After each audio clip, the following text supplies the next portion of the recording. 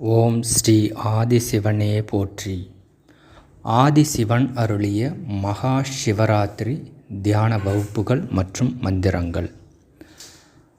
அன்பும் அறமும் சிவமாய் மலர்ந்திட, ஆற்றலும் இயக்கமும் சக்தியாய் மலர்ந்திட, அணுக்களின் பேர் இயக்கம் மானுடர்களாய் மலர்ந்திட, அனைத்தின் ஒடுக்கமும் ஒன்றான பரம்பொருளாய் திரிந்திட, உதிக்கின்ற சக்திய யுகம் பரமாத்மாவின் இயக்கமாகும்.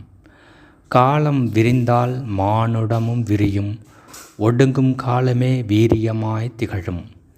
அன்பு நிறைந்த ஆன்மாவே, உதிக்கின்ற மகா சிவராத்திரி என்பது இயற்கையின் சூழலில் ஆன்ம அணுக்களும் ஏனைய காந்த ஒளி அணுக்களும் உருகிய நிலையில் பூமி கிரகத்திற்கு அபரிமிதமான ஒளியினை உட்செலுத்திடும் என்று உணர்ந்த நிலையில் மனிதர்கள் விழித்திருந்து தியானிப்பதினால் ஒளி சக்தியினை மிகையாய் பெற்றிடலாம்.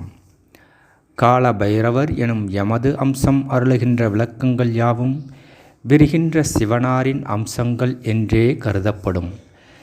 எமது ஆத்ம அணுவின் உருகிய ஒளியினை பூரணமாய் அருளிடும் ஸ்ரீ நடராஜர் எனும் ரூபத்தினிலும் ஸ்ரீ தட்சிணாமூர்த்தியாகவும் யாம் உருகிய நிலையில் போதிக்க உள்ள அணுவின் ஆற்றல்களை குறித்து யாமே எடுத்துரைக்க வேண்டும் என்றே கால பைரவர் பணிந்து வேண்டி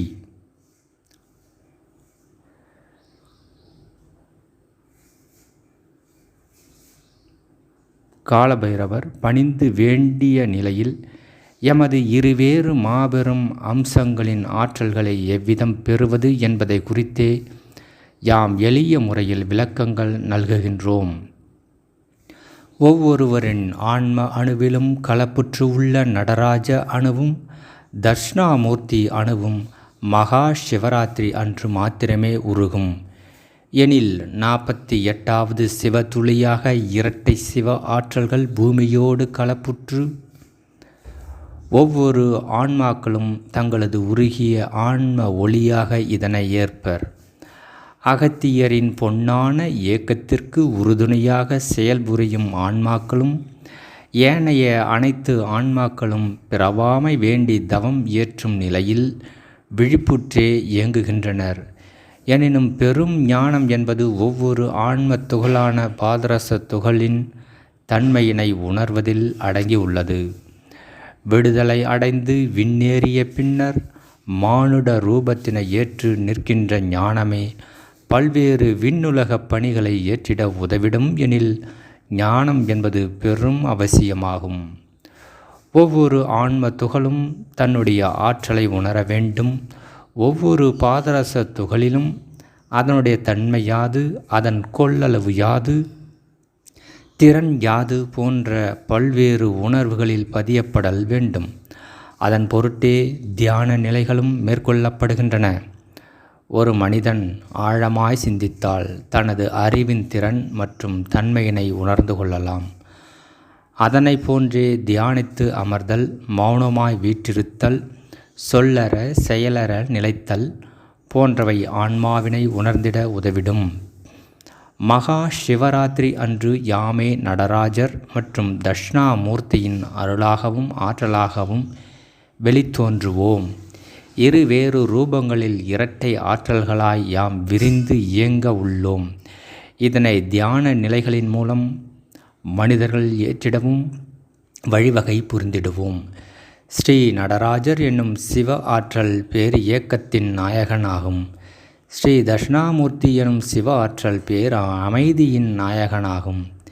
இருவேறு எல்லைகளை தீண்டிய பேரொளியின் ஞானம் என்பது ஒற்றை ஆற்றலாய் உருகொண்டால் மானுட ஆன்மாக்கள் முழுமையான ஞானத்தினை பெற்றிடுவர். நடராஜ ரூபமாய் வெளித்தோன்றும் ஆற்றல்களை ஈர்த்து பெற்றிட எச்செயல் ஆற்ற வேண்டும் என்று அறிக.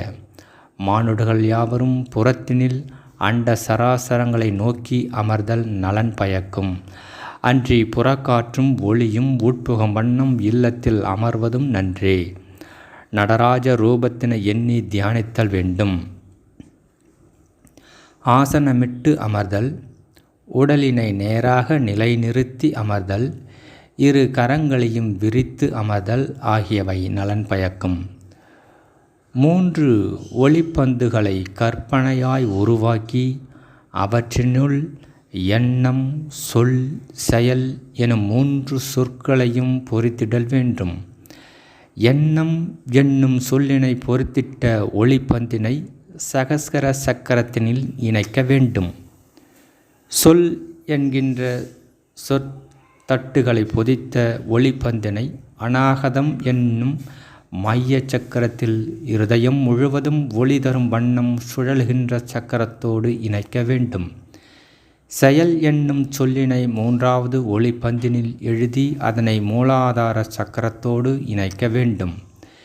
7 சக்கரங்களையும் ஒரே நேர்கோட்டினில் நிலைநிறுத்தி 3 ஒளிப்பந்துகளையும் வீரியமாய், திடமாய், தீர்க்கமாய் சுழன்றிட அனுமதியுங்கள்.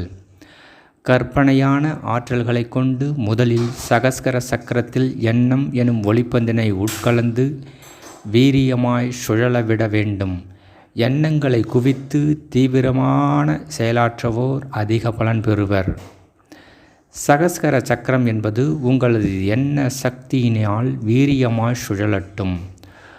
ஒற்றை திசையில் ஒருமுகமாய் சுழல துவங்கும் சக்கரமானது உங்களுடைய தீவிர எண்ண ஆற்றலினால் அனைத்து திசைகளிலும் சுழலத் துவங்கிவிடும். மேலும் கீழும் வலதும் இடதும் வீரியமாய் சுழலத் துவங்கும் சகஸ்கர சக்கரமே ஸ்ரீ நடராஜரின் ரூபமாய் உருகொண்டிடும். சகஸ்கர சக்கரத்தின் ஒளியாற்றலை உடல் முழுவதும் பரவ செய்திடல் வேண்டும். அதனை மூலாதார சக்கரத்தோடு தீர்க்கமான ஒளி இழையினால் இணைக்க வேண்டும். மூலாதார ஒளி சக்கரத்தோடு சகஸ்கர சக்கரம் பிணைக்கப்படல் வேண்டும். எனில் சகஸ்கர சக்கரமானது தனது ஒளி ரூபத்தோடு மூலாதாரம் நோக்கி பயணிக்க வேண்டும். நடராஜரின் நர்த்தனம் என்பது சக்கரங்களின் தீவிர இயக்கத்தினையே குறித்திடும். இதனைத் தொடர்ந்து சகஸ்கர சக்கரமானது நர்த்தனம் புரிந்து இருக்க அனுமதித்து உட்கவனத்தை அநாகதம் எனும் மார்பக சக்கரத்தின் மீது குவித்தல் வேண்டும். சொல் என்கின்ற தத்துவ நிலையினை ஏற்றிட்ட ஒளிப்பந்து ஒன்றினை அநாகத சக்கரத்தோடு இணைப்பது போன்று காட்சியை கண்டு செயல்புரிய வேண்டும். நடராஜரின் வீரியமான நர்த்தனம் சகஸ்கராவில் நிகழ்கின்ற தருணம் சற்றே வீரியம் குன்றிய ஓர் அமைதியான இயக்கத்தை அநாகதம் மேற்கொள்ளுவதனை உணர வேண்டும். சகஸ்கர சக்கரம் என்பது எவ்விதம் சுழன்றதோ அவ்விதமே அநாகதமும் மேலும் கீழும் இடதும் வலதும் இணைந்து சுழல வேண்டும். எனினும் அதன் சுழற்சியின் வேகம், வீரியம் போன்றவை குன்றி இருக்க வேண்டும். இறுதியில் உருவாக்கிய 3வது ஒளிப்பந்தினில் செயல் என்னும் சொல்லினை பொறித்து அதனை மூலாதார சக்கரத்தோடு பிணைக்க வேண்டும். துல்லியமாய் செயலாற்ற இயலாவிடினும் ஆழமான தாகத்தோடு செயலாற்ற வேண்டியது மிகவும் அவசியமாகும். எண்ணம் எனும் ஒளி சகஸ்கர சக்கரத்தோடு இணைந்த பின்னர் நடராஜரை போன்று நர்த்தனம் ஆடத் துவங்கி உடல் முழுவதும் அச்சக்தியானது பரவத் துவங்கும். சொற்கள் யாவும் ஒளியாய் ஒன்று திரண்டு அநாகத சக்கரத்துடன் இணைந்தால் அவை மென்மையுறும், வலுவிழக்கும். இறுதியில் மூலாதார சக்கரத்தோடு பிணைக்கின்ற செயல் என்பது முழுமையான அமைதியினை ஏற்றுவிடும். ஸ்ரீ தட்சிணாமூர்த்தியின் பூரண மென்மையும் அமைதியும் மூலாதார சக்கரத்தோடு இணைக்கப்படும். இதனை ஒவ்வொருவரும் உணர்ந்து ஏற்றுவிட்டால் வாழ்கின்ற தருணம் வரை புறவாழ்வு வீரியமான இயக்கமாக அமைந்தாலும் அகழ்வாழ்வு மூலாதாரம் போன்று மிகவும் ஆழமான அமைதியுடன் நிலைத்திருக்கும். இறுதியில் மூலாதார சக்கரத்தினை செயல் எனும் ஒளிப்பந்தோடு இணைத்து மேலும் கீழும் பாய்ந்திட அனுமதிக்க வேண்டும். மிகவும் ஆழமாகவும் மென்மையாகவும் நிதானமாகவும் மூலாதார சக்கரத்தை மேலேற்றி சகஸ்கர சக்கரத்தோடு கலப்புற செய்திடல் வேண்டும். இடைப்பட்ட அனைத்து சக்கரங்களும் ஒளியூட்டி இறுதியில் மூலாதார சக்கரம் சகஸ்கர ஒளி சக்கரத்தோடு இணைந்து நின்றால் உன்னத சக்தி உடல் முழுவதும் பரவும். உள்ளமும் பொலிவுறும் எண்ணம் சொல் செயலும் ஒருங்கிணையும். இப்பயிற்சியினை அவரவர் கற்பனை நிலைக்கு ஏற்ப விரிவாய் வடிவமைத்து ஆழமாகவும் மிகுந்த தாகத்துடனும் வைராகிய நிலைப்புடனும் ஆற்றினால் நன்று.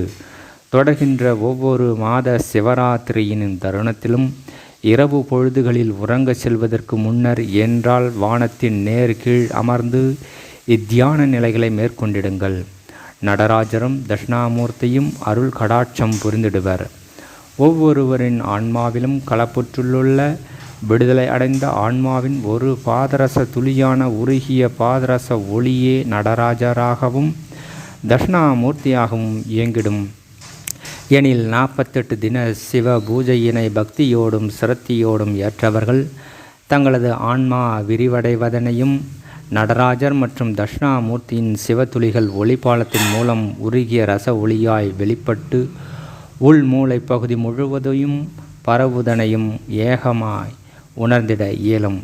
ஓசை எனும் தத்துவத்துடன் ஒளி எனும் தத்துவம் எளிதாய் ஒன்றிணையும் எனும் காரணத்தினால் ஓசையினை ஆழமாய் இசையாய் உருமாற்றி நிலைநிறுத்தி செயலாற்ற வேண்டும். ஆ ஊ இம் எனும் 3 ஓசைகளும் 3 சக்கரங்களை முறையே ஊக்குவிக்கும். மந்திர சொற்களால் ஊக்குவிக்க வேண்டுமெனில் சகஸ்கரத்துவ ஏகாம்ச ஹனாகத பூரணத்துவ மூலாதார மோட்சாம்சக என்றும் ஆழமாய் உரைத்திடலாம். ஏகநாதா திரையம்பகா சக்தி மண்டலா தாரகா ஏக புவன நாயகா பிரதர்ஷன ஸ்வாகா எனும் மந்திரமும் உரைத்திடலாம்.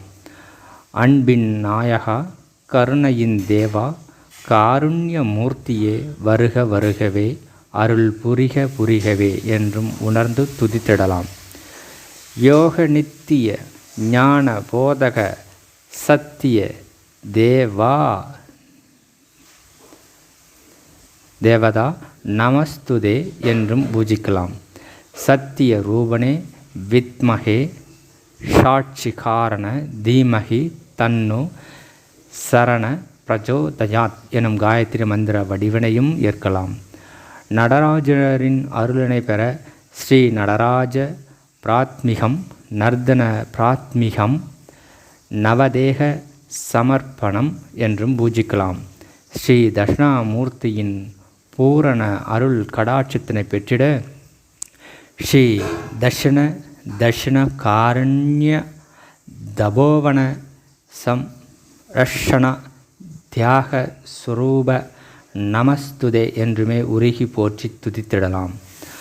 அகமும் புறமும் இணைந்தால் அகப்புற சக்திகள் பெருகும். உணர்ந்து செயலாற்றினால் உன்னதங்களும் பெருகிவிடும். பூரண நல்லாசிகள். நன்றி.